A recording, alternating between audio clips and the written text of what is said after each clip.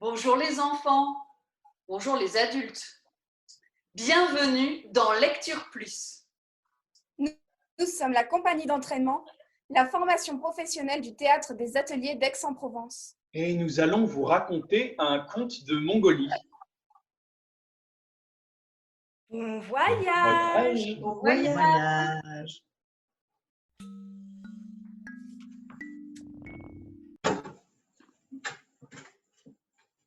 C'est l'histoire de Eicholpan et la pierre du dragon. Waouh, ça sonne drôlement bien, dis donc. On va parler de chasse. De chasse? Avec quoi? Avec un aigle. Oh! En plus, il y aura même un dragon. Ah bah oui, c'est dans le titre. Notre histoire se déroule il y a très longtemps, au cœur des immenses steppes de Mongolie, entre un père et sa fille. Je fais la fille, j'en ai très envie. Et moi, je ferai le papa. Eicholpan était une jeune fille vive et adroite, dévouée à sa famille. Ils étaient nomades et partaient à la chasse du début de l'automne jusqu'à la fin de l'hiver pour trouver du gibier en abondance. Oh, ils ne faisaient pas de l'élevage, les Mongols? Si, mais ça ne suffisait pas. La vie dans les steppes était rude et il fallait faire des provisions. Et puis, avec les fourrures des animaux, ils fabriquaient leurs vêtements. Le père d'Eicholpan, qui s'appelait... Non, le père d'Eicholpan, c'est Marek. Bon, bah ok, vas-y. Le père d'Eicholpan Il s'appelait Nurgaiv. était un chasseur réputé pour sa maîtrise du dressage d'aigle royal. Un aigle royal, c'est un aigle immense, doté en plus d'une vue perçante et un excellent chasseur. Eicholpan n'avait qu'une idée en tête. Elle voulait devenir chasseuse comme son père. C'était son rêve le plus cher. Un jour, elle dit à son père: Notre famille élève des aigles depuis 7 générations. Moi aussi, je veux devenir chasseuse. Nourguev était bien embêté. Il lui dit, très contrarié, Et Shulpan, enfin, tu le sais bien, dans nos traditions, seuls les garçons peuvent chasser à l'aigle. Papa, si tu acceptes de m'apprendre, je te montrerai que je peux faire aussi bien. Mais tu es une fille. S'il te plaît. Eicholpan était tellement déterminé et enthousiaste que son père accepta de lui apprendre les rudiments de la chasse. Bon, d'accord. Il lui fit cadeau d'un aiglon. C'est moi qui fais l'aiglon. D'accord. Eicholpan se familiarisa avec l'art de la chasse à l'aigle, qui était un apprentissage très long et difficile. Elle l'attacha d'abord au bout d'une corde. Puis, elle l'exerça à se tenir en équilibre sur son bras.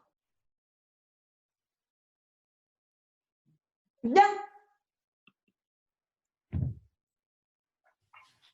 À attraper des animaux empaillés et à répondre immédiatement lorsqu'elle l'appelait.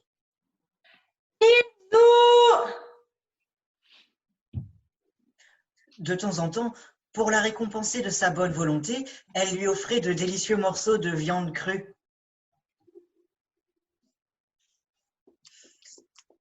Malgré tous ses efforts, Eicholpan était bien embêté.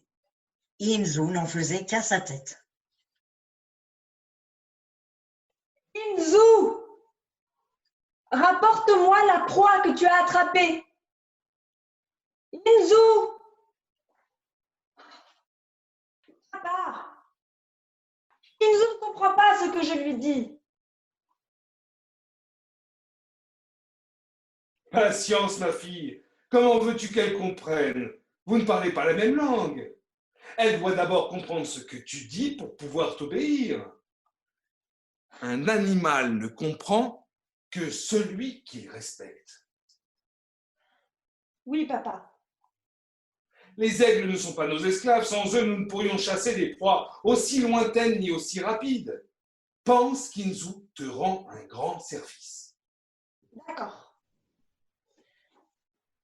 Inzu!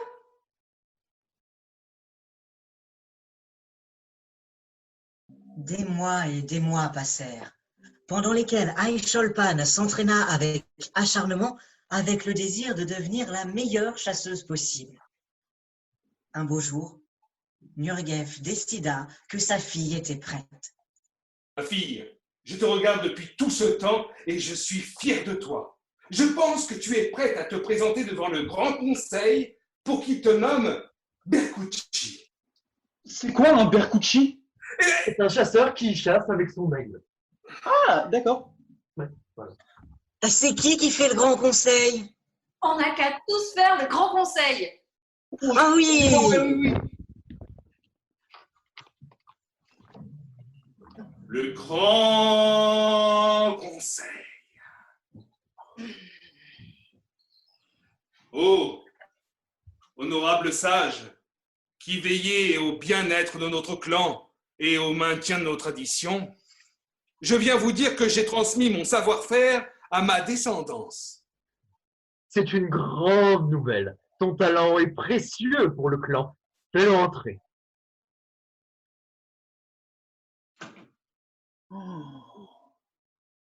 Enfin, Nourgaïv, tu sais bien que dans nos traditions, le savoir de chasseur est transmis de père en fils, et uniquement de père en fils.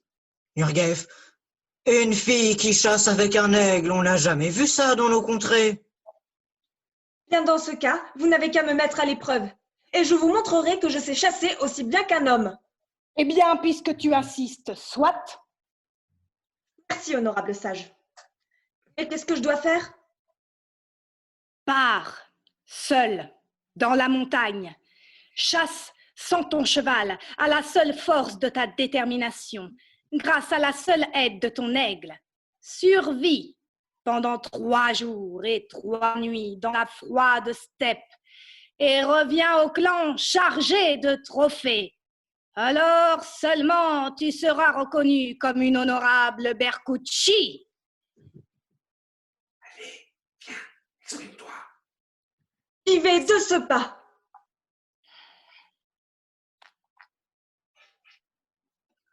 Après cet accord du conseil, Aisholpan s'en alla promptement vers les montagnes.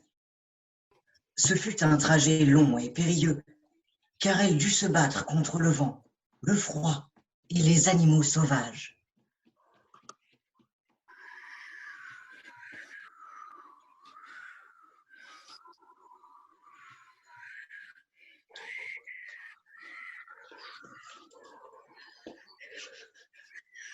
Au bout de 3 jours et 3 nuits, elle était épuisée, mais avait chassé suffisamment de gibier pour impressionner le Grand Conseil. Elle allait repartir lorsqu'elle entendit « Mais qu'est-ce que c'est? On dirait un cri venu du ciel. Mais un vautour qui tournoie? Quelque chose se débat entre ses serres, on dirait un serpent? Ah, je n'arrive pas à distinguer. Oh, ce cri me déchire le cœur. Inzu! Vole pour lui libérer. Inzu prit son envol et tournoya autour du redoutable charognard. Un terrible combat s'ensuivit. Oui, vas-y, Inzu, vas-y! Vas-y, Inzu! Bats-toi! Montre comme je t'ai élevé! Oui, oui. Non, non, non, non, non! Les serres, Inzu, les serres! Non, non, non, non! Ah, attention, Inzu! Attention, un coup d'aile! Reprends le dessus, Inzu! Oui! Les griffes, Inzu, les griffes! Oui, c'est ça, comme avec les marmottes! Oui, Inzu! Oui! Attention, Inzu! Inzu! Non, vas-y, continue, continue! Ne perds pas d'énergie, Inzu, je suis là! Vas-y! Le coup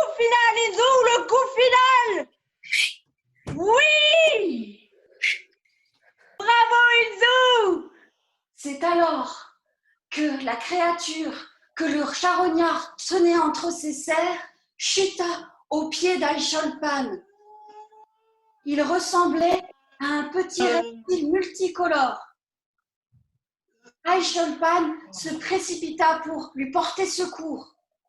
Pauvre créature, rentre vite chez toi. Merci. Serpent qui parle. Je suis pas un serpent, je suis un dragon. Ah, On nous confond tout le temps, c'est vexant à la longue. désolée. Je m'appelle Nourazil. Enchanté. Enchantée. Moi, c'est Aïcholpan. Et ça, c'est Inzu, mon aigle. Je suis une apprentie chasseuse. Merci de m'avoir sauvé la vie. Je suis le fils du grand roi dragon et il sera sûrement très heureux d'apprendre que tu m'as sauvé la vie. Peut-être même qu'il consentirait à te récompenser. Peut-être que tu pourrais lui demander la pierre du dragon. La pierre du dragon? Mais qu'est-ce que c'est? C'est une pierre qui permet de parler aux animaux. Oh, mais c'est fantastique! Sur ces mots, Nurazil conduisit Aïcholpan au bord du lac Baïkal où résidait son père.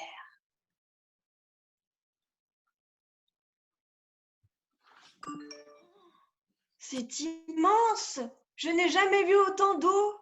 C'est le lac le plus profond du monde. Le lac de notre tribu est bien plus petit. Il fallait un lac immense pour un palais immense. Mais je ne vois aucun palais. C'est normal, il est sous l'eau. Allez, viens, allons rencontrer mon père, le grand, le puissant, l'incroyable, l'invincible, l'incorruptible roi dragon. Viens. D'accord.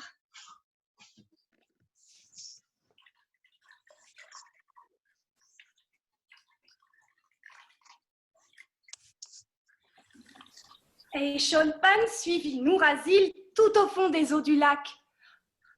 Elles étaient si transparentes qu'on pouvait y voir très clair.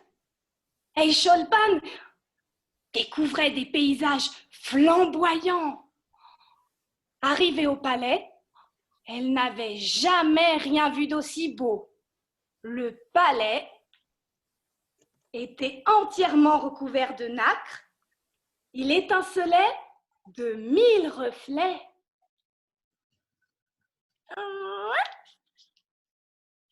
À la porte du palais,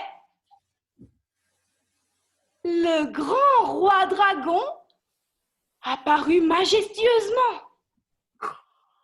C'est moi qui fais le roi dragon. Bah, Simon, t'as pas de masque. Mais si, ça, qu'est-ce que c'est? Ah bah ouais.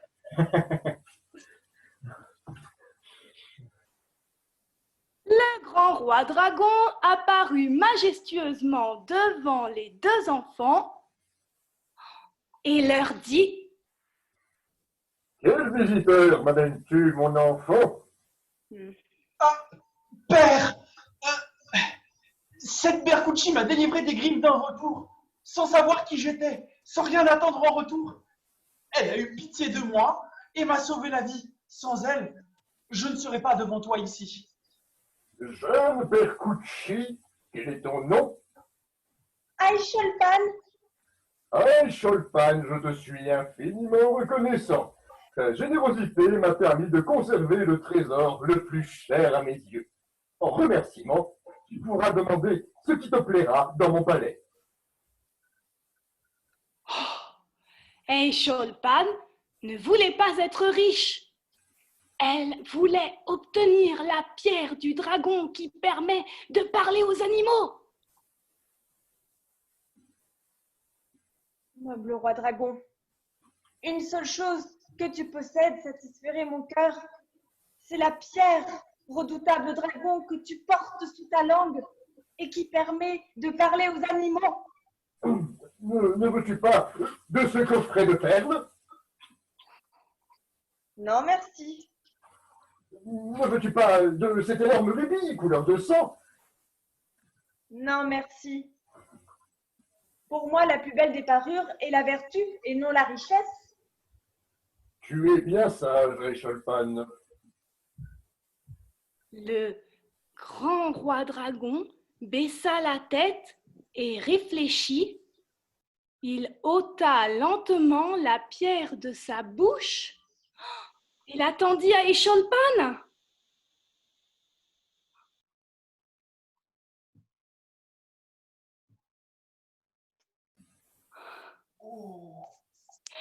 Puis, Nourazyl se tourna vers Écholpan et l'avertit. Écholpan, tu dois te souvenir que cette pierre a un grand pouvoir, mais que ce pouvoir a un prix. Tu ne peux révéler à quiconque que tu peux communiquer avec les animaux. C'est un secret qui t'est destiné. Si par malheur tu révèles ce don aux hommes, tu seras changé en pierre pour toujours. Est-ce que tu as compris? Oui, je saurai m'en souvenir. Au revoir, Écholpan. Bon retour. Écholpan se mit en route vers la surface. Elle avait hâte de retrouver Inzou.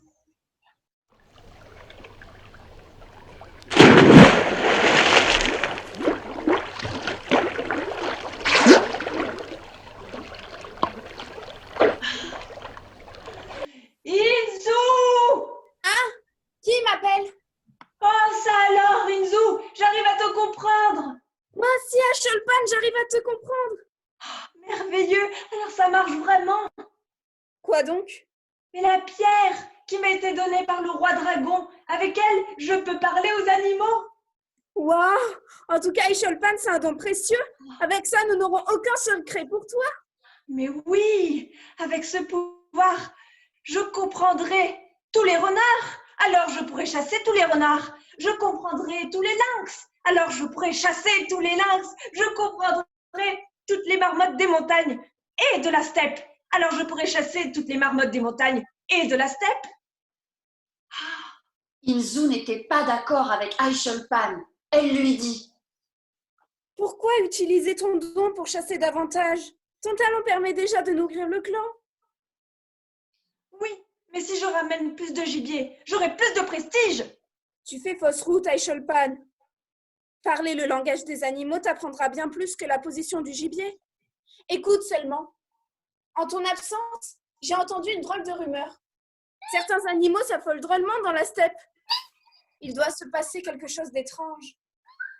C'est alors que des oiseaux traversèrent le ciel avec des piaillements pleins d'angoisse qu'Écholpan était en mesure de comprendre. Alertée, elle leva la tête, la main en visière, et leur cria « Que se passe-t-il? Pourquoi tant de troubles et d'agitation? La montagne est sur le point de s'effondrer. Plus tard que ce soir. Une inondation va ravager toutes les pierres. Il n'y a pas de temps à perdre. Nous partons sur le champ. Je n'en crois pas mes oreilles. C'est affreux. Il faut absolument que j'aille prévenir le village au plus vite. Oh, mais à pied, avec tous mes trophées, cela va prendre un temps infini. Alors, accroche-toi, mes cerfs. Je te porterai jusqu'au village. Il n'y a pas un instant à perdre. Oh oui, tu as raison, Enzo.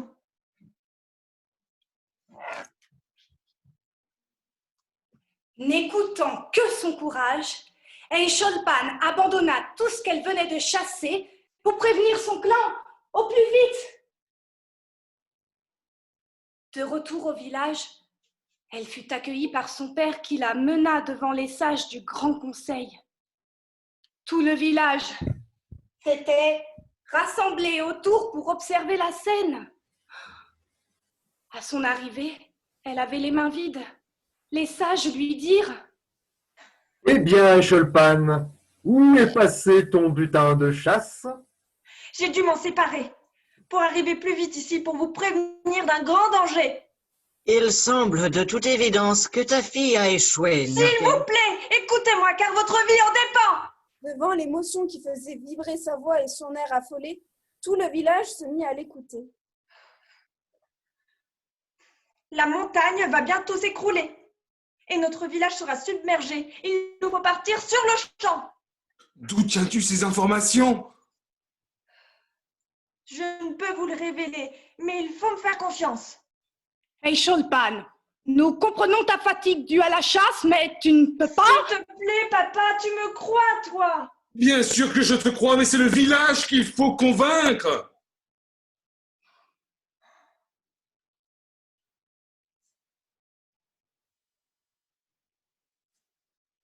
Aisholpan comprit qu'elle n'avait plus le choix.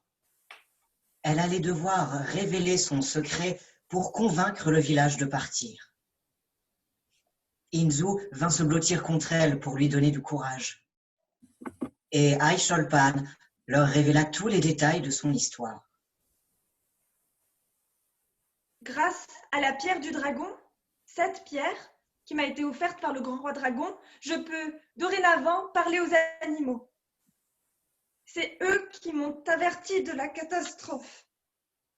Mais je ne pouvais vous le révéler sous peine d'être changée en pierre. Sitôt qu'elle eut dit ces mots, Aisholpan se changea en pierre sous le regard médusé de tous les villageois. Ils prirent la décision immédiate de quitter le village au plus vite, quelques heures avant son anéantissement. Nurgev fit un dernier adieu à sa fille et détacha Inzu, qui vola haut dans le ciel.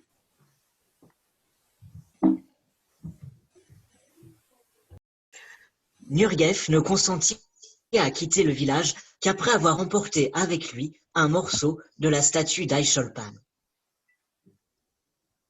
Encore aujourd'hui, cette pierre est transmise de génération en génération, en souvenir d'Aisholpan, suprême Berkuchi dévoué à son peuple.